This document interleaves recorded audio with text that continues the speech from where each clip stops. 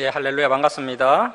두려워하지 말라라는 제목으로 하나님 말씀 함께 나누겠습니다.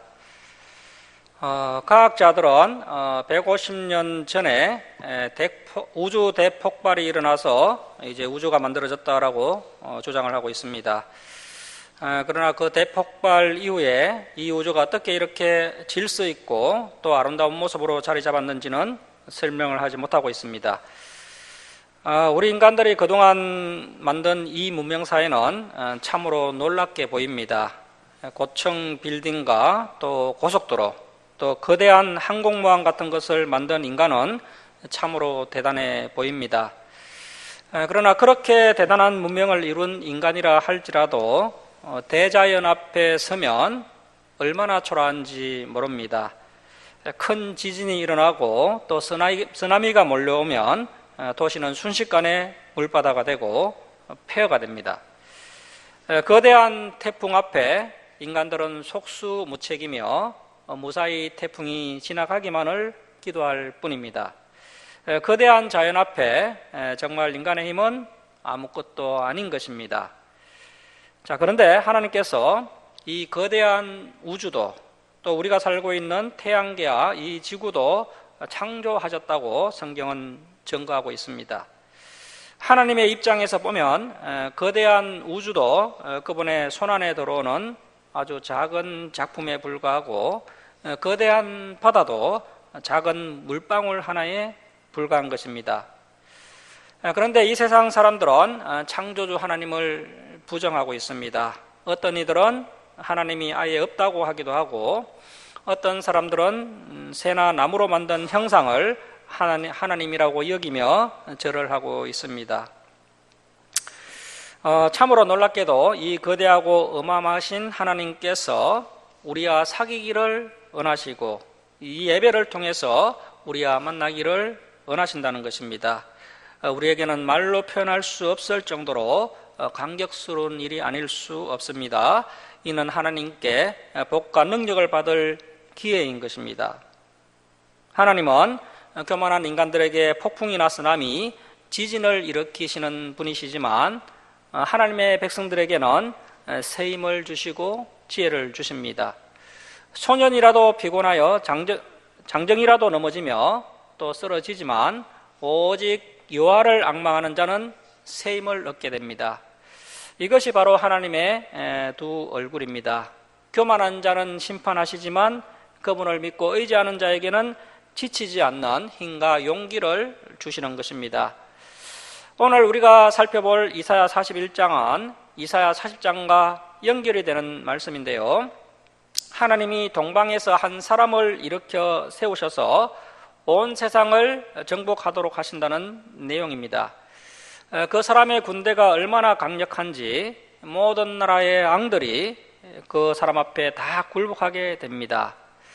그 사람은 바로 페르시아의 황제, 초대 황제 고레스입니다. 하나님께서 고레스를 부르셔서 하나님의 의를 이루게 하신다는 것입니다. 하나님께서 이 일을 하시는 이유는 하나님께서 택하신 백성들을 위해서입니다. 하나님은 주님의 백성들에게 두려워하지 말고 놀라지도 말라고 하십니다.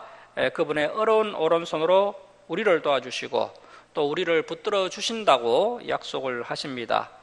온 우주를 만드시고 또 산과 바다를 만드신 그 능력의 손으로 우리를 붙들어 주시기에 하나님을 믿는 자는 아무것도 두려워할 필요가 없습니다.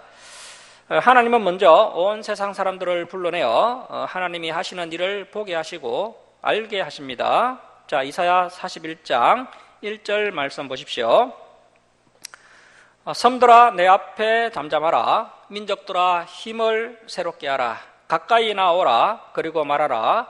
우리가 서로 재판자리에 가까이 나아가자. 자, 하나님께서 새로운 말씀을 들려주시기 전에 먼저 두 가지 일을 하시는데, 먼저 섬들로 하여금 하나님 앞에 잠잠하게 하신 것과 또 세상 민족들에게 용기를 주셔서 하나님의 심판의 자리로 가까이 나오게 하신 것입니다. 이 섬들은 세상에서 멀리 떨어진 곳을 말하는 것입니다. 예루살렘과 팔레스타인 지역에서 일어난 일을 전혀 모르는 사람들입니다. 거기에 비해 이 민족들은 그동안 세상에서 일어난 일들을 다 지켜본 사람들입니다. 자, 그러면 도대체 그동안 세상에서 무슨 일이 일어났습니까? 하나님께서 애굽에서 종살이하던 이스라엘 백성들을 가나안 땅으로 이끌어내셨습니다. 이스라엘은 하나님과 맺은 시내산 언약에 따라 하나님만 섬기며 창조주 하나님을 증거하여 다른 이방 나라들로 하여금 하나님께로 인도하는 그런 사명을 부여받았습니다. 자, 그런데 이스라엘 백성들은 가나안 땅에 오래 살면서 창조주 하나님의 이대하심을 잊어버리고 말씀의 가치를 잊어버리고 말았습니다. 이 이스라엘 백성들은 하나님보다는 강대국이 더 믿을만해 보였고 하나님의 말씀보다는 돈과 명예와 건세가 더 가치 있게 보였습니다. 그래서 그들은 하나님의 이대하심을 잊은 채 강대국을 의지하며 물질을 추구하고 살다가 결국 그들이 의지하는 강대국에게 멸망을 당하고 말았습니다. 그 당시 강한 나라는 아수르와 바벨론이었습니다. 아수르와 바벨론은 하나님을 믿지 않고 우상 숭배를 하는 나라들을 차례대로 정복을 하였습니다. 이것은 하나님께서 허락하신 일이었습니다. 타락한 이방 나라를 심판하는 막대기로 이 강대국들을 쓰신 것입니다. 자, 그런데 그 이스라엘은 이제 역사가 북이스라엘과 남유다로 분열이 되었었죠. 그래서 이제 북이스라엘과 남유다도 이방 나라들처럼 우상을 섬기고 강대국을 의지하다가 하나님의 심판에 걸려들고 말았습니다. 북이스라엘은 아수르에게 멸망을 당하고 남유다는 바벨론에게 멸망당하고 말았습니다. 그때 살아남은 사람들은 바벨론의 포로로 끌려가서 70년 동안 죽을 고생을 하게 됩니다. 자, 그런데 그렇게 강했던 바벨론이 어느 날 갑자기 페르시아에게 망하게 되었습니다. 바벨론이 그렇게 빨리 망하자 온 세상이 다 놀라게 되었습니다. 그때 하나님께서 페르시아 황제 고레스를 통해 남유다 백성들을 다시 예루살렘으로 돌아오도록 해 주셨습니다.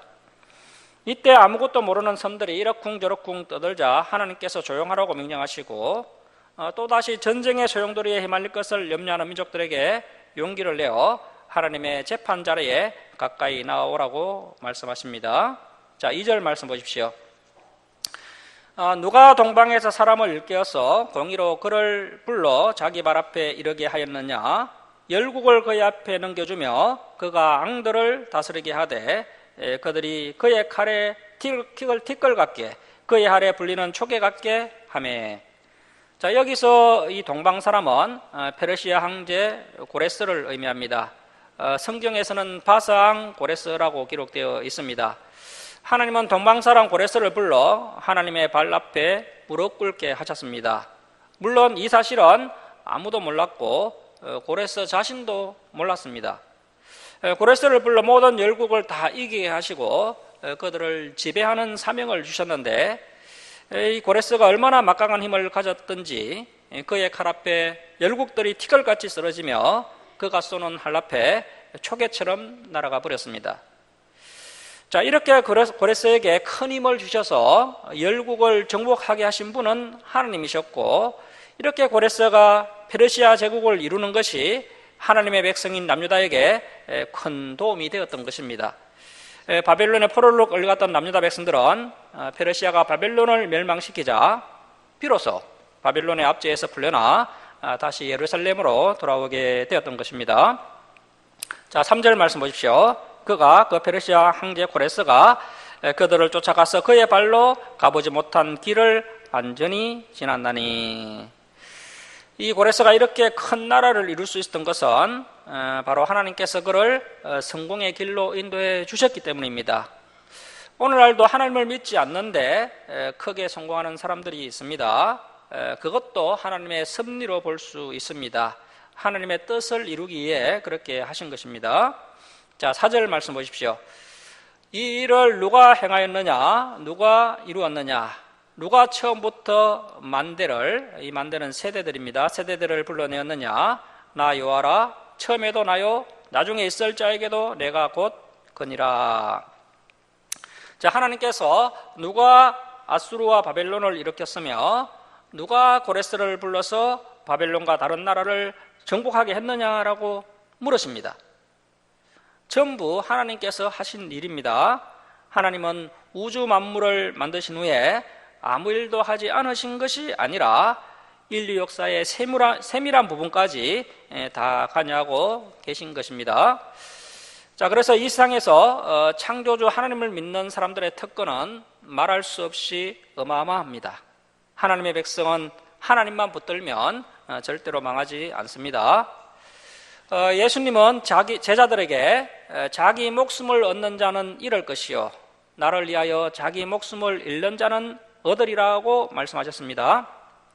교회도 마찬가지입니다. 세상의 인정이나 돈이나 사람들을 붙들지 않으면 아무도 알아주지 않고 곧 망할 것 같습니다. 그런데 오히려 세상을 따라가면 교회는 망하게 됩니다.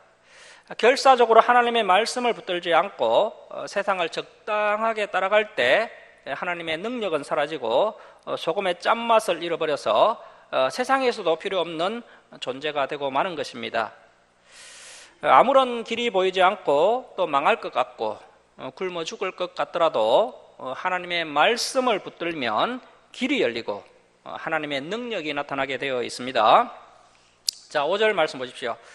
섬들이 보고 두려워하며 땅끝이 무서워 떨며 함께 모여와서 각기 이웃을 도우며 그 형제에게 이르기를 너는 힘을 내라 하고 목공은 검장색을 격려하며 망치로 고르게 하는 자는 매줄꾼을 격려하며 이르되 땜질이 잘 된다 하니 그가 못을 단단히 박아 우상을 흔들리지 아니하게 하는도다.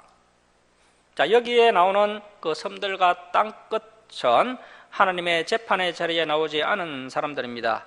이들은 하나님의 말씀을 듣지 못했기 때문에 세상이 돌아가는 이치를 전혀 알지 못합니다.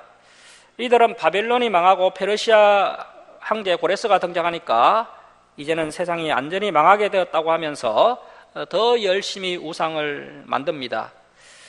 바벨론 시대 때는 그래도 섬들과 땅끝은 그냥 넘어갔는데 이 고레스는 온 세상을 싹쓸이하여 다 정복할 기세이다 보니 성과 땅끝에 있는 사람들은 더 많은 우상을 만들어 섬기겠다고 떠들어대는 것입니다.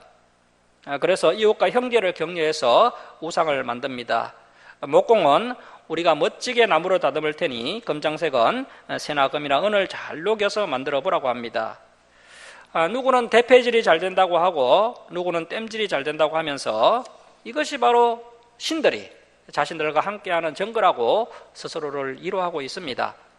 그리고 어떤 목수는 우상이 넘어지거나 흔들리지 않도록 못으로 단단히 박아 세우겠다고 말을 합니다.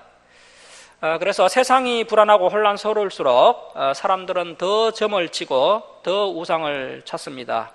그러나 하나님의 백성들은 위기가 닥쳤을 때 하나님께 더 가까이 나아가야 합니다. 그동안 하나님을 멀리했던 죄를 회개하고 하나님께로 가까이 나아가면 그때부터 하나님께서 우리 편에 서서 이 세상을 움직여 나가십니다. 자, 8절 말씀 보십시오. 그러나 나의 종 너 이스라엘아 내가 택한 야곱아 나의 벗 아브라함의 자손아 내가 땅끝에서부터 너를 붙들며 땅 모퉁이에서부터 너를 부르고 내게 이르기를 너는 나의 종이라 내가 너를 택하고 싫어하여 버리지 아니하였다 하였노라.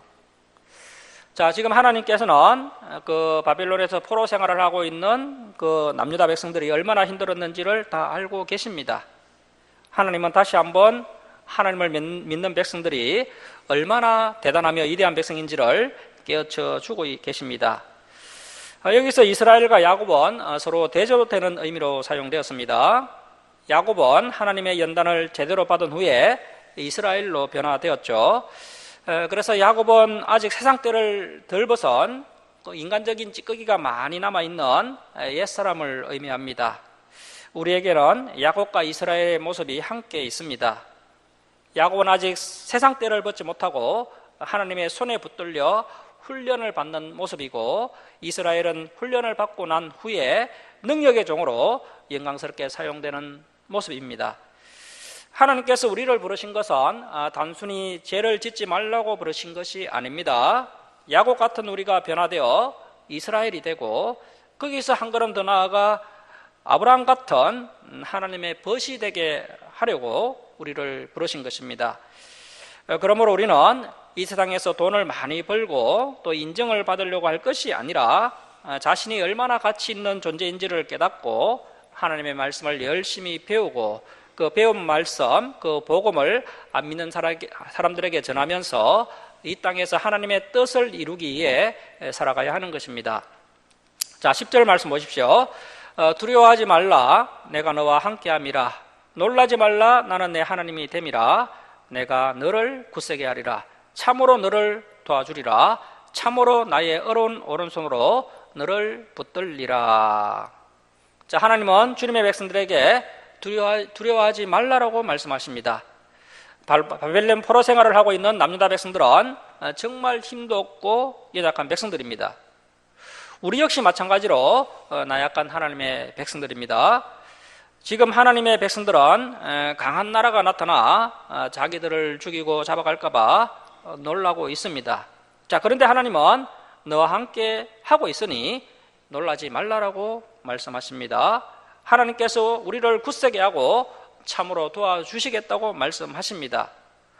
온 우주 만물을 창조하신 창조주 하나님께서 바로 내 하나님이신 것입니다. 우주 만물을 창조하신 능력의 오른손으로 우리를 붙들어 주시기 때문에 우리는 절대로 망할 수가 없습니다. 자, 11절 말씀 보십시오.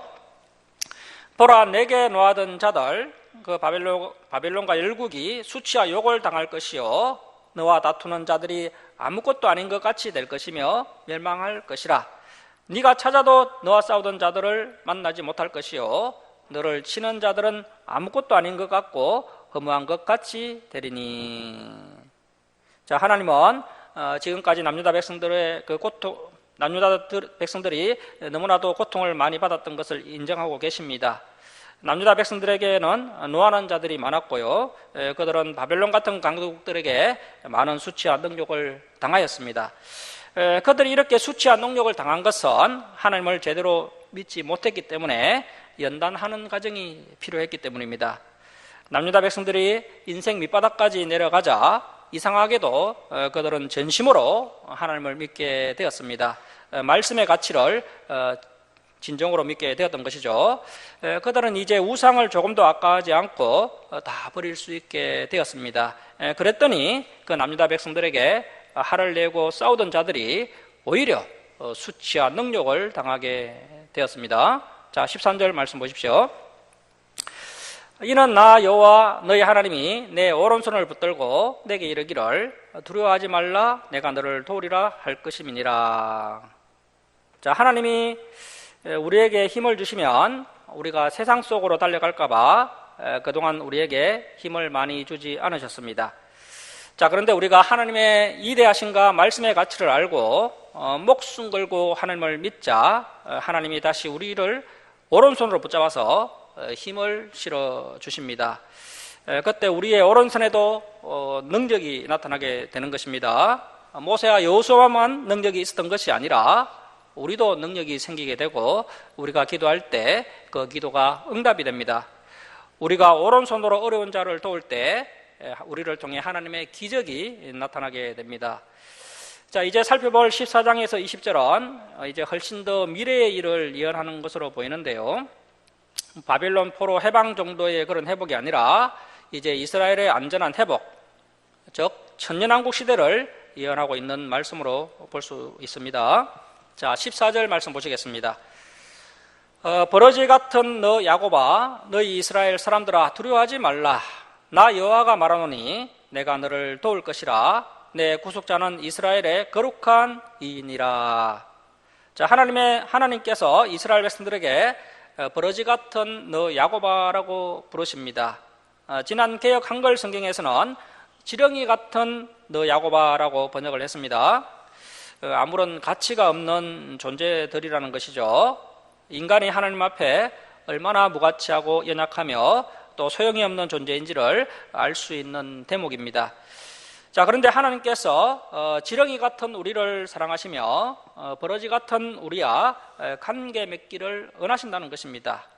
하나님께서 버러지 같은 우리에게 내가 너를 도울 것이라, 내 구속자는 이스라엘의 거룩한 이인이라고 말씀하십니다.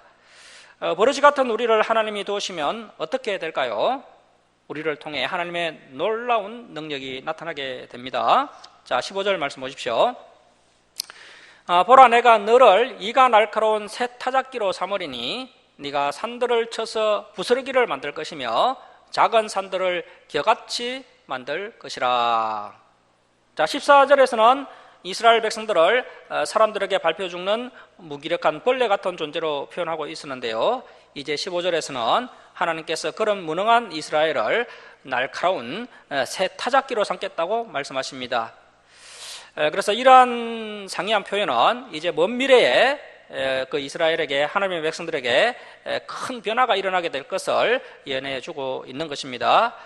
자, 이렇게 하나님께서 이제 천년왕국 시대에 그 이스라엘을, 그 주님의 백성들을 하나님의 손에 들린 날카로운 새 타작기로 삼겠다고 말씀하고 계신 것입니다.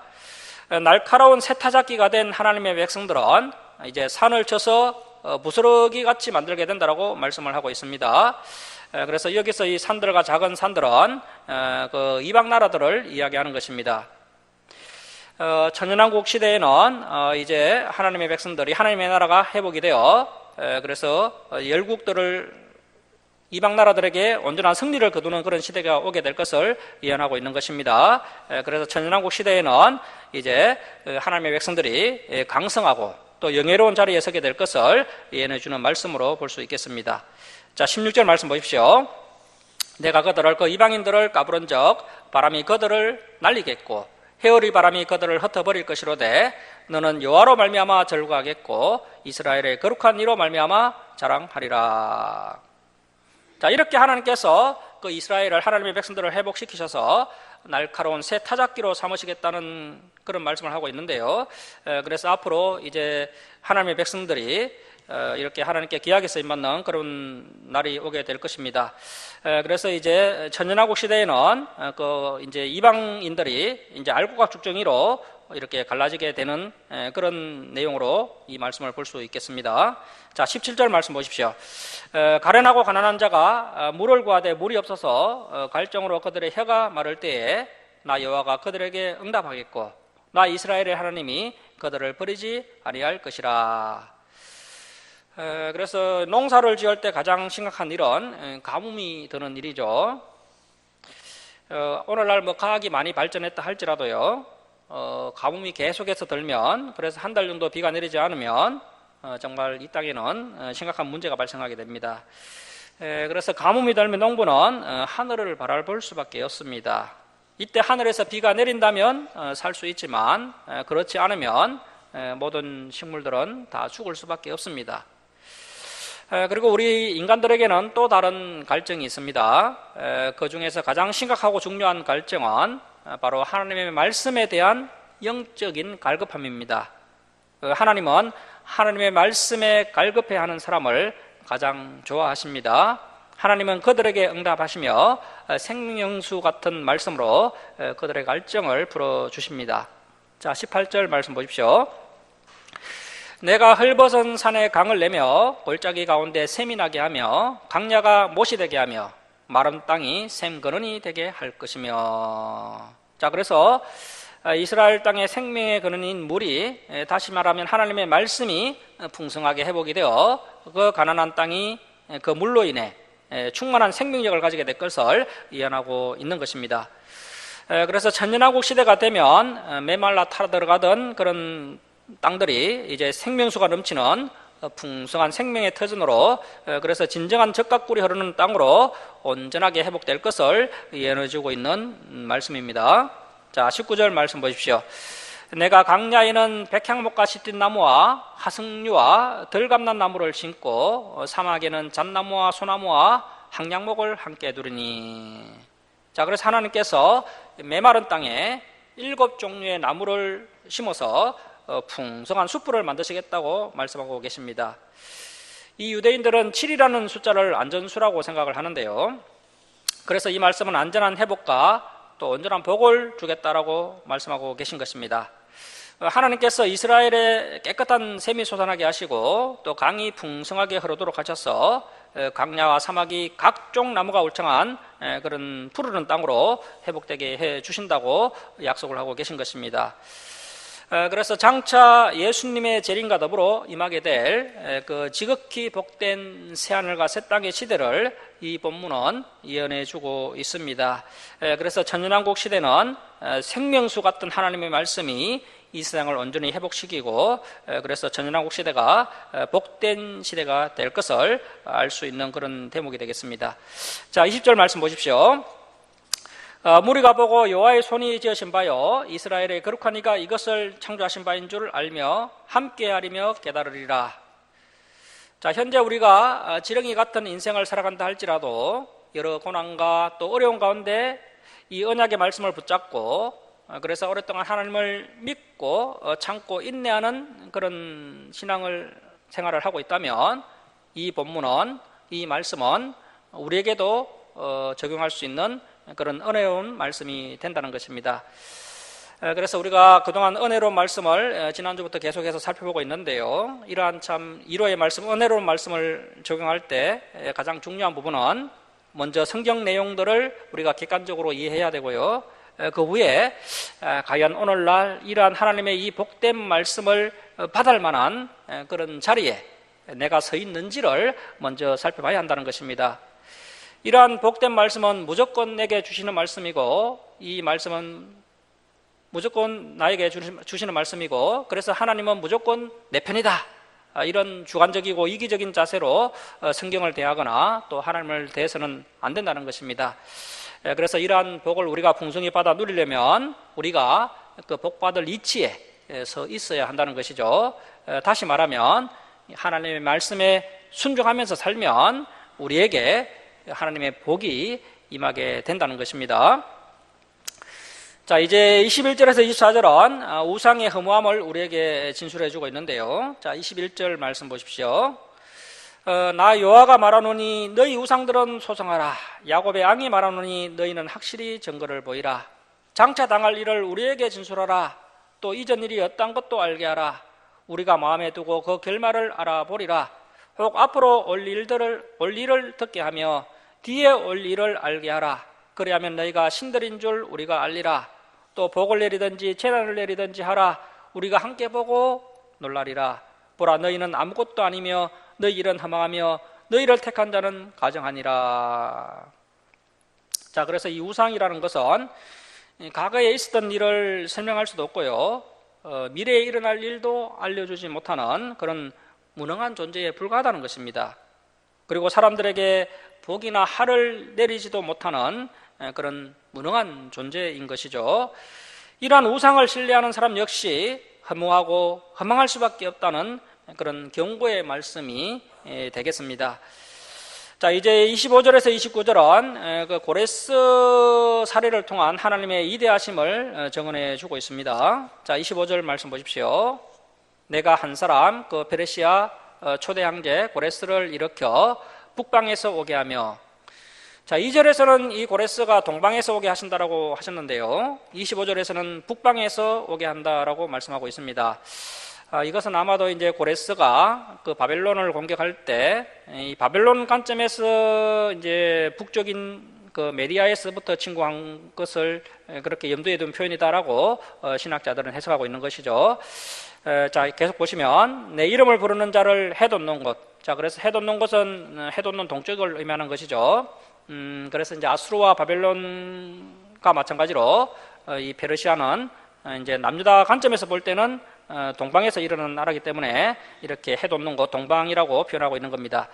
자, 내 이름을 부르는 자를 해돋는 곳에서 오게 하였나니 그가 이르러 고관들을 석회같이 토기장이가 진흙 밟음같이 하리니.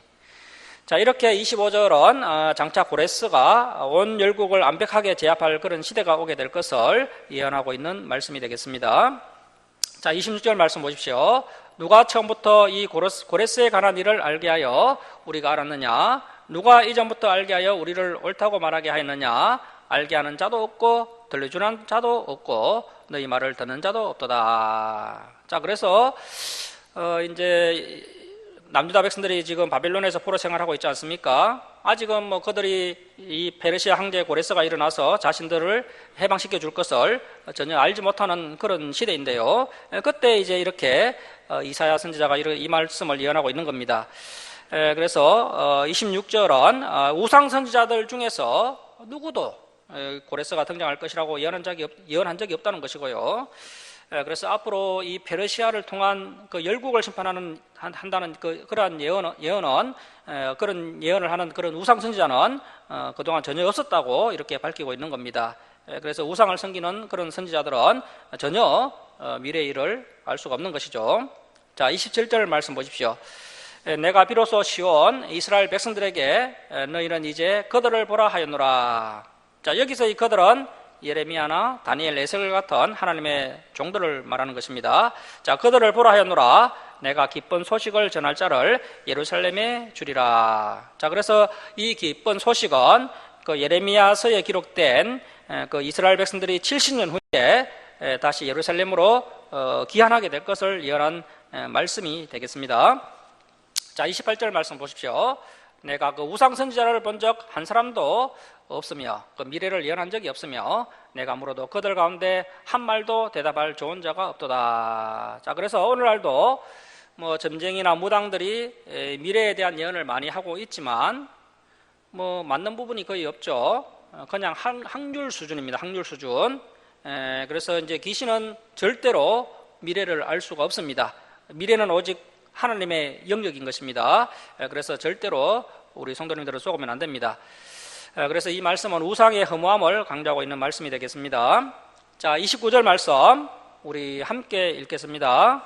자, 시작. 보라, 그들은 다 헛되며 그들의 행사는 허무하며 그들이 부어 만든 우상들은 바람이요 공허한 것뿐이니라.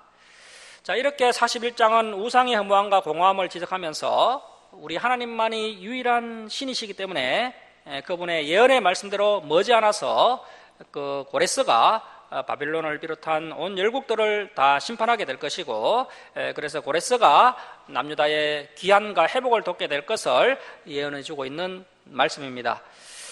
하나님께서 우리를 이 세상에 살게 하신 이유는 뭐 많은 것을 모으고 많은 것을 누리라고 살게 하신 것이 아닙니다. 오히려 다른 사람들을 멸망해서 건지며 다른 사람을 위하여 더 많은 사랑을 나누며 살라고 우리에게 생명을 주신 것입니다. 자, 말씀을 마치도록 하겠습니다.